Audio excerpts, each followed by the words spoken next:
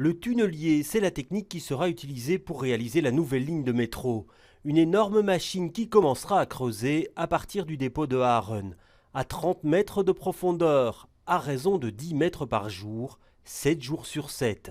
Sans ouverture en voirie donc, et en principe en limitant au maximum les nuisances et les vibrations. Le tunnelier, c'est une machine, une sorte de grande foreuse de 10 mètres de diamètre qui a des outils de coupe à l'avant, un bouclier pour protéger les ouvriers qui vont travailler en dessous, et puis toute une machinerie à l'arrière qui va permettre d'installer vraiment les parois du tunnel.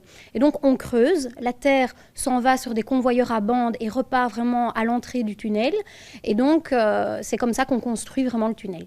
Parallèlement au forage du tunnel, les stations seront construites.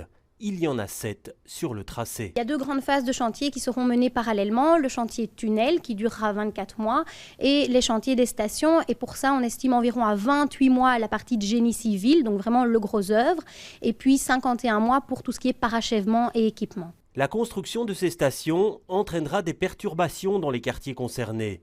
À Schaerbeek, on se prépare à vivre une période difficile. Ces chantiers seront lourds, ce seront chaque fois un gros chantier d'1 an, 1 an et demi, au droit de chaque station. Donc la place Litz sera un grand trou pendant 1 an, 1 an et demi, la place Collignon sera un grand trou, aux alentours de la cage aux ours, sur la déchetterie communale et alentours, et au Square Riga. Donc nous anticipons déjà ces chantiers importants et nous allons entrer en négociation avec Belliris, qui va faire ce chantier, pour essayer de réduire les nuisances, réduire la durée des chantiers et réduire l'importance de la superficie qu'ils occuperont et toutes les nuisances pour les quartiers. Les travaux entraîneront également l'expropriation d'une vingtaine de biens.